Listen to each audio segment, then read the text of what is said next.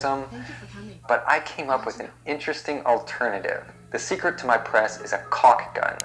Caulk guns are cheap, they're readily available, and they produce quite a bit of force. I got a caulk gun and some wood, and I built a simple printing press, and I'm going to show you how I did it. I built the frame of the press out of 1x6 and 1x4 dimensional lumber I had laying around. It originally came from one of those big box home centers. I cut 4 pieces of 1x6 to a length of 9 inches each with a hand saw. You can download free plans for this press by following the link below.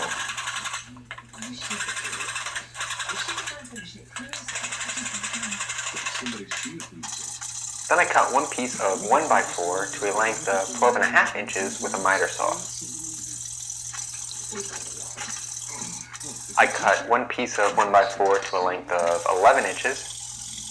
I cut 2 pieces of 1x4 to a length of 9 inches each. I also used a piece of 1/4 inch plywood that I cut to 9.5 by 11 inches.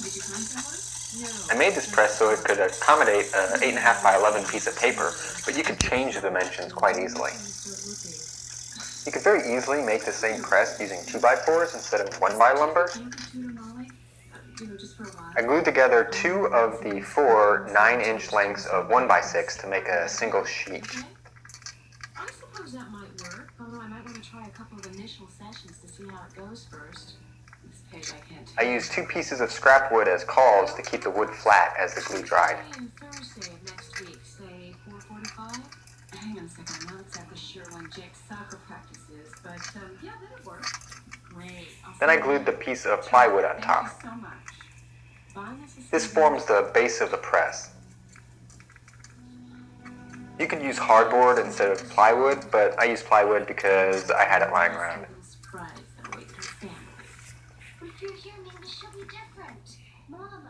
Then I glued together the other 2 pieces of 1x6 in the same way. Where are the keys?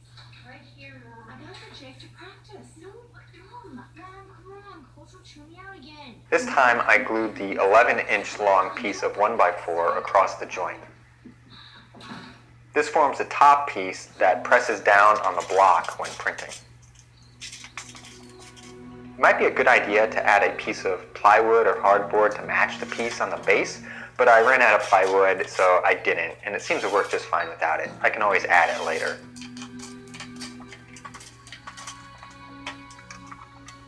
When those pieces were dried, I took the base and the remaining pieces of 1x4 and constructed the top of the frame.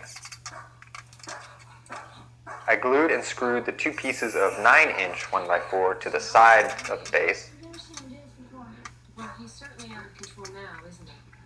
I know that.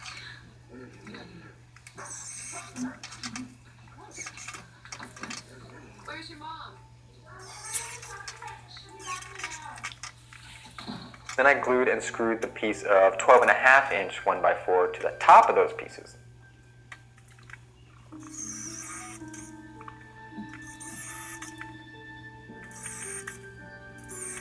think I got it. Take your time.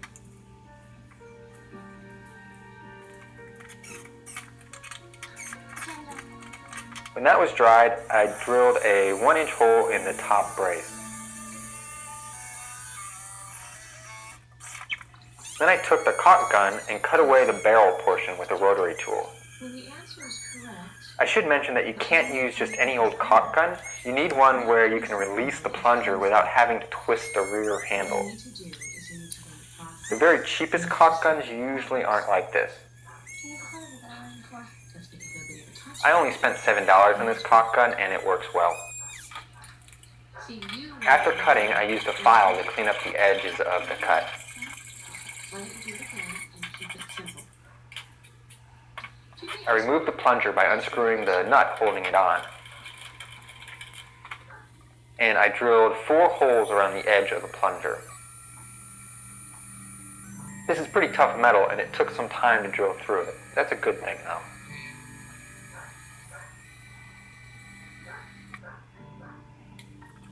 And then I lined everything up how I wanted it and marked and drilled the mounting holes in the wood. You'll notice that the caulk gun already has holes in it. Almost all the caulk guns I've seen come with those holes, so you don't need to drill new mounting holes in the metal, which is nice.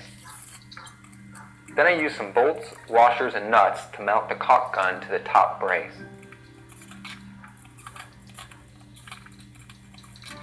I reattached the plunger, leaving the nut just a little loose. This plunger came with a lock nut, so it shouldn't come loose even if it isn't tightened all the way onto the plunger. And then I use wood screws to mount the plunger to the wood. Miss Page, am I supposed to do the problem on page 2? Yes, Molly. Do all the problems, please. So here's the press in action. I inked up a block. I put a piece of cardboard down because I was afraid the ink might seep through the fabric, but I probably didn't need to do this. And I put a piece of t-shirt fabric over the cardboard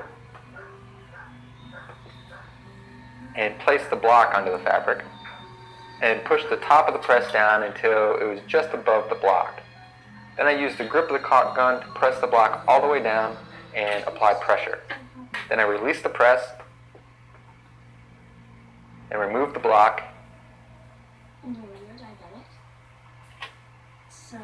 and the print was done. It's just Jesse Clark has a picture. So I think the press turned out pretty well.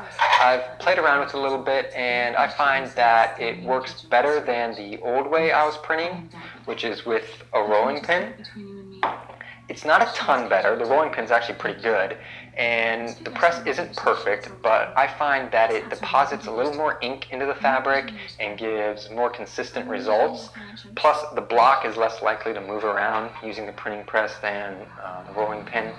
I don't typically print to paper, but I did a couple quick tests with just plain paper in the press, and the results were pretty good in my opinion.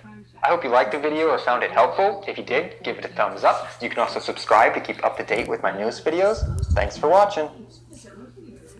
So I've done a bit of and I built a simple printing press, and I'm